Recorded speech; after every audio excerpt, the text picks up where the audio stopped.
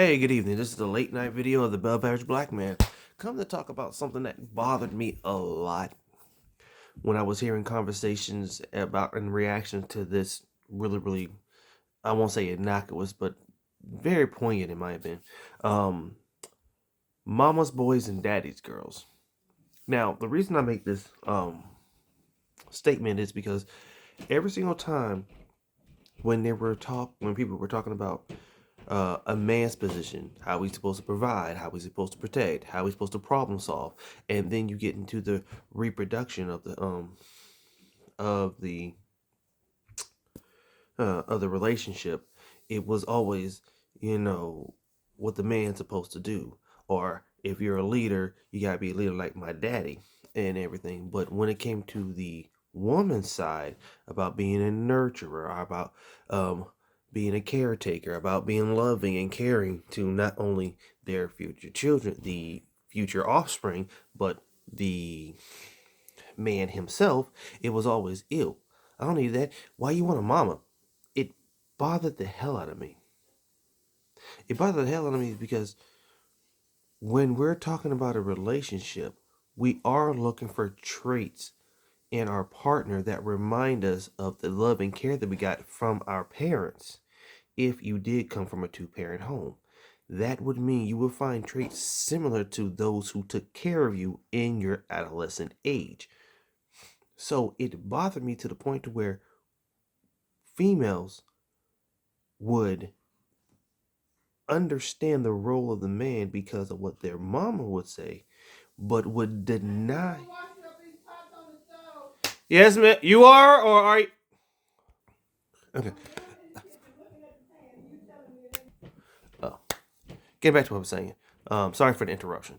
Um, and that bothered me because it seems that the disconnect was the fact that you understand the roles of what a provider man is, of a father figure should be, but you actively deny the nurturing role of the mother.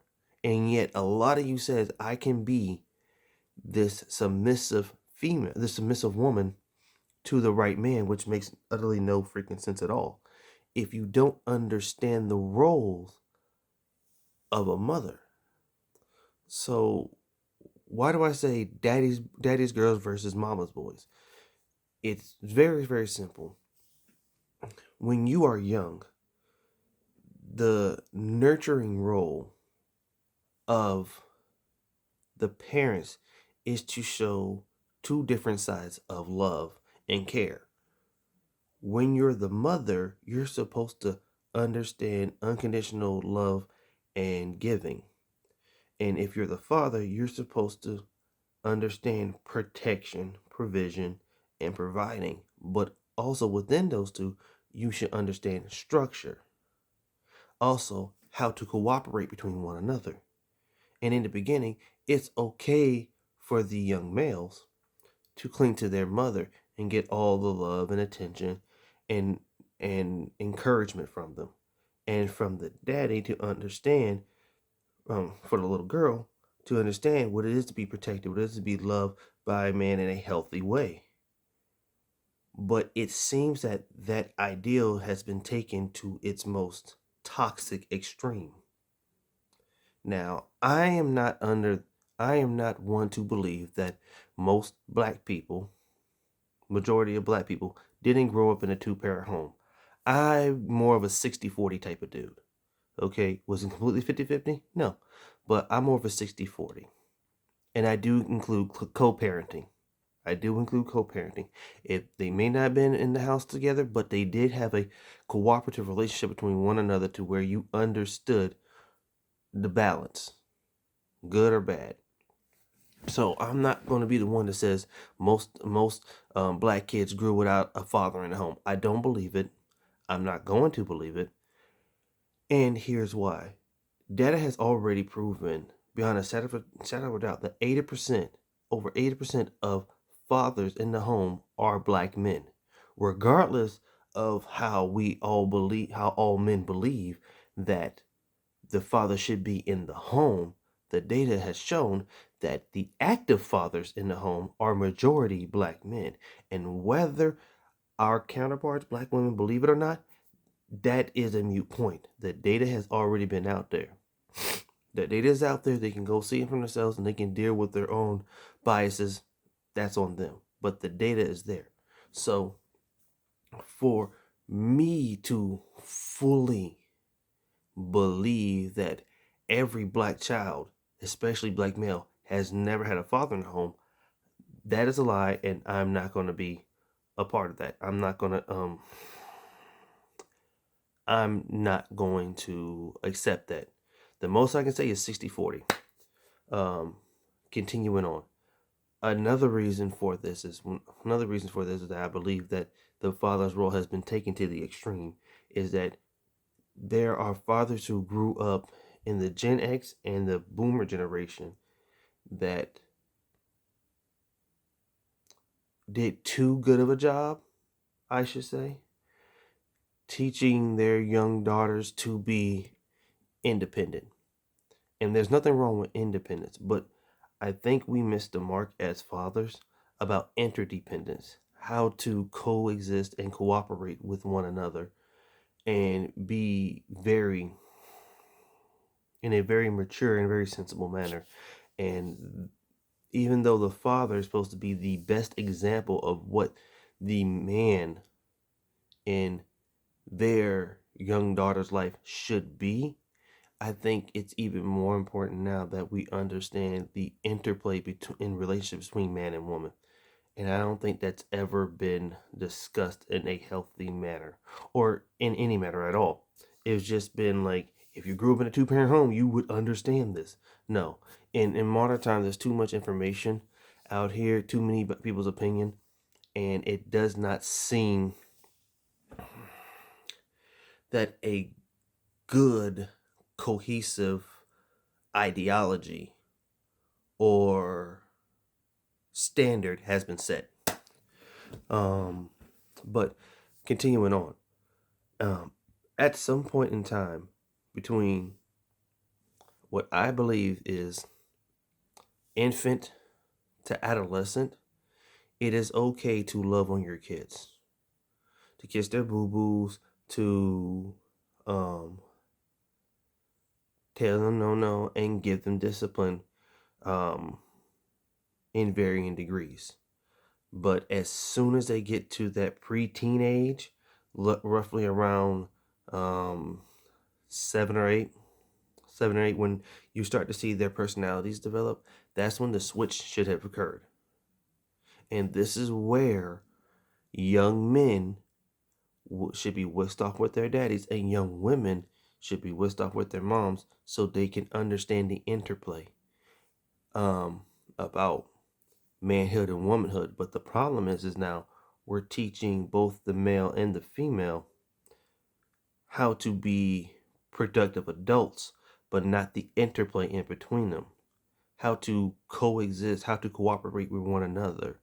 We're teaching the female, our young girls, how to be independent women, and we're still expecting our young boys to know how to treat a female or young ladies properly, which doesn't make sense. The mothers are teaching the young daughters just to be independent individuals, while young men are still taught to be teammates or partners. And in this modern society, that is the worst thing that could happen, because you're handicapping the boys and giving them a false ideology of what the girls are being taught. And that is no fault of the father. The father can't teach femininity. They can teach understanding cooperation, but they can't teach femininity. The protective side will tell their daughters to watch out for young boys who exhibit bad behavior and toxic habits and negative habits. But not how, because they're thinking being the manifestation and example of a good man, then you automatically will see and know. And that's not That's not fair, because again, we're handicapping. We're handicapping because we don't know what those other men have gone, those young men have gone through. Those young men have learned or saw throughout their lives, and the expectation of young girls to see signs of potential is pretty much a crapshoot. Let's just call it. It's a crapshoot. It's like shooting fish in a barrel and hoping you're hitting a freaking tuna. It doesn't make that. It doesn't make sense. It doesn't make sense. And we need to start working on exalting positive, and I do mean this, positive traits of one another, of male behavior, of female behavior, and looking that and making that the standard, other than just randomly expecting children to make good examples. I'll say this, okay? Um, Everybody is always upset at young athletes, especially male athletes, going to college and expecting them to make good adult decisions. Now, most of the time, to be completely honest, they're with their parents, they're in contact with their parents, but at no point are these young kids are 24/7 within their parents' sights when it comes to making good decisions or important decisions. And we know this. They send these young boys with scholarships to these PWIs, and mothers are expecting them to find a good black girl, and they're not. And they're not there with them to weed out who's a good black girl, who's best for their son. They're just expecting it. They're just expecting that they're going to go to these PWIs, these D1 schools, because they will eventually go into the major leagues and make good decisions on picking a mate. And what ends up happening is when they do pick a mate, it's not a black woman at all. And then it's a problem. He went to a PWI. The woman that showed up to fulfill the needs that he had wasn't a black woman. Shouldn't it have taken a black woman to steer him in the right direction of black women that were going to have their sons back? But that seems to be a problem. That seems to be too much. He seems to understand. Well, then, if that's the case, were you a good example of what he was looking for in a woman? And if you were, why is it that it wasn't, you can't see it not being in a woman of another color or another race? If he saw examples of you in a woman of another race, why is that a bad thing?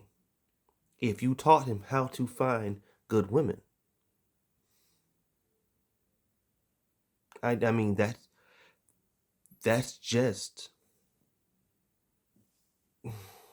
that's just common sense. Would you have liked it to be a woman of the same race? Of course. But he's in a PWI with a all-around scholarship D1 school. His whole thing is to play basketball and elevate the likes of that school. This to be elevated into a higher franchise that pays him more. So he's going to need somebody by his side that understands what stressors that he's under, what obligations that he has. And if black women are not there to understand his obligations and duties, they only see the opportunities for themselves. And you taught him how to avoid women who only want to use him because of his potential financial gains. Then haven't you done your job? And as a father, if you're taught your daughter how to spot bad behaviors and traits, spot potential um, behaviors and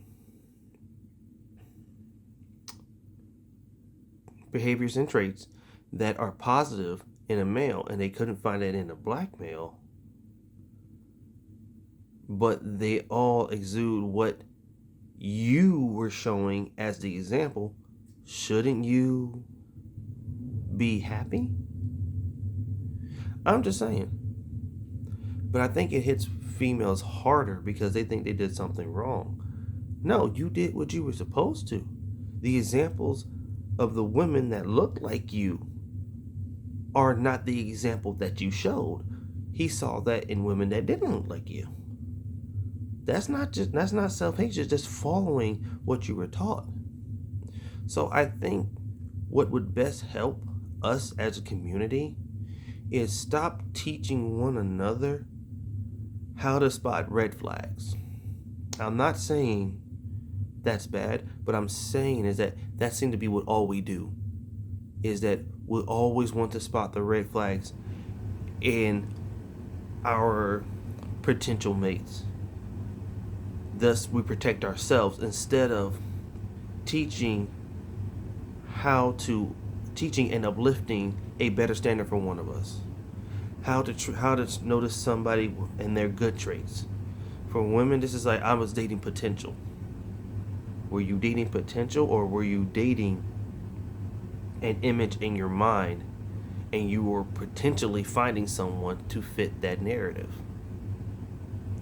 And as a guy, were you looking at potential spouses only because they gave you that good? It is by far the most aggravating thing, listening to conversations and not understanding the other person's needs, or just only focusing on your needs as a individual, and you're trying to come in a cohabitative relationship with someone else. This person needs to only deal with my needs. I am not the one to tell men that you need to be an emotional punching bag sponge for any woman who doesn't see the human in you. If they don't come in and seeing the human in you, then they're not the one for you. If they don't automatically understand I'm dealing with another individual who has their own thoughts, their own goals, their own ambitions, their own hobbies, traits, friends, their own life, and they're only thinking, can this guy fulfill my needs?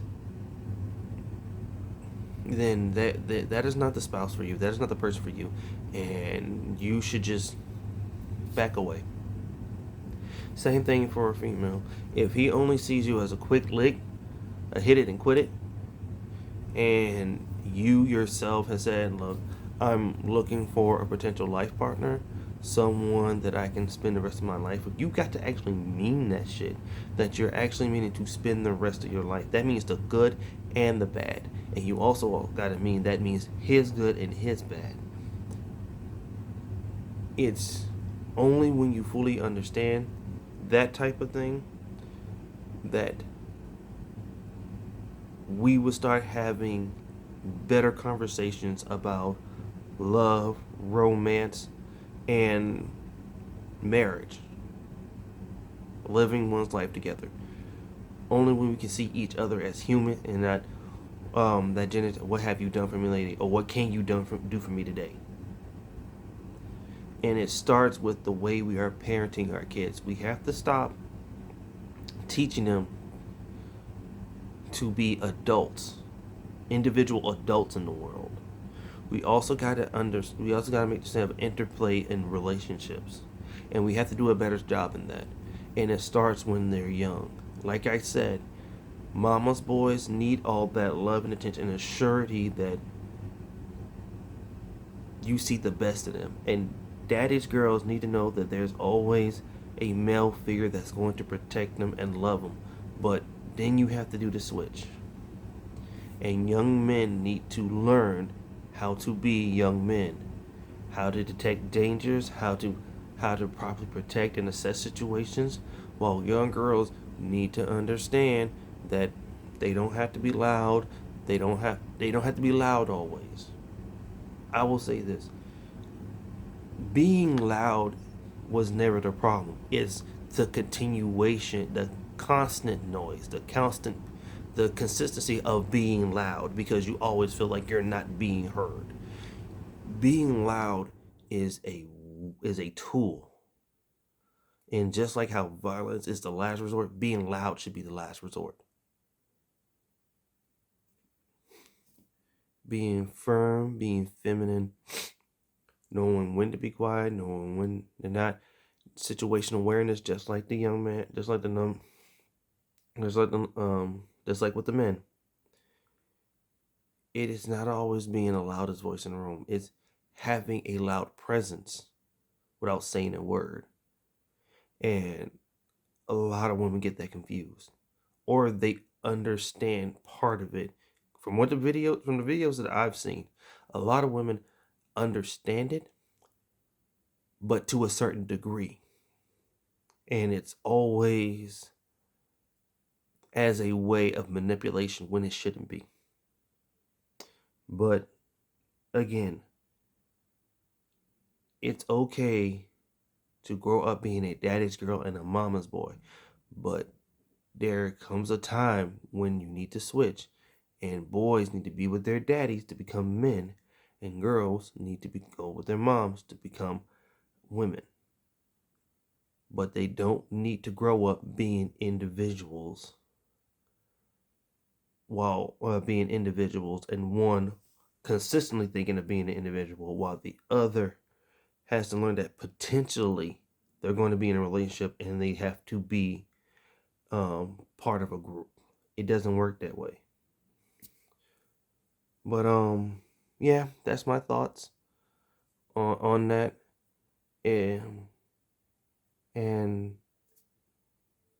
I do believe that if we start understanding the interplay in relationships around children, our children will grow up better understanding their roles as men and women, boy and girl.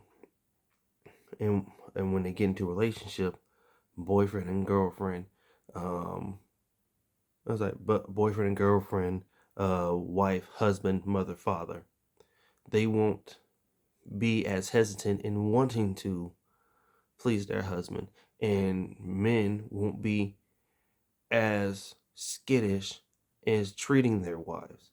I've seen it. The potential's out there. One of my things is watching golden retriever cousins. I mean, not cousins, couples. Don't. That was bad. I meant golden retriever couples. Just to let you know, the best couples that I've seen are golden retriever couples. I know women says no. The best thing is a golden retriever husband and a black cat. In other words, a submissive, subservient husband and a aloof black cat. There's an aloof woman.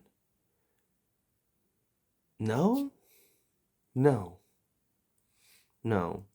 I mean, hell, I'm around cats all the time.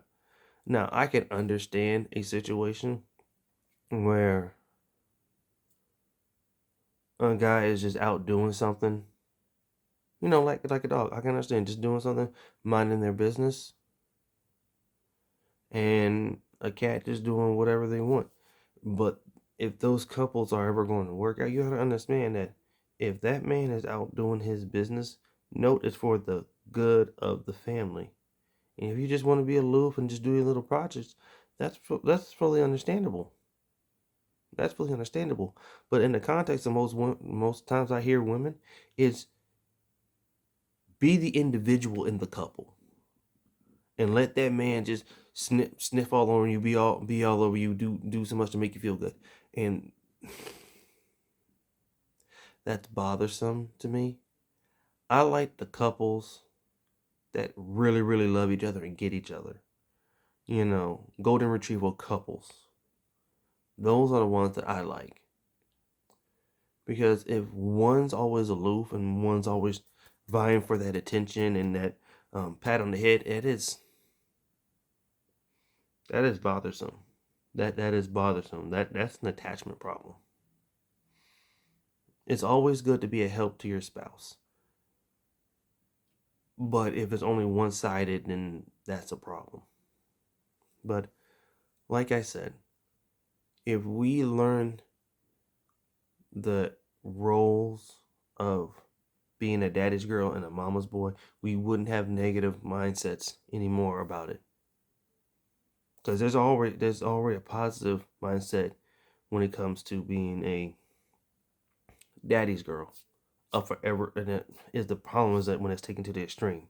Same thing with a mama's boy. At some point, you got to break away, and it's supposed to be progressive. But anyway, I've talked too much. Y'all have a good evening. This is Malcolm Snee. Like, share, and subscribe, and I'll talk to you later.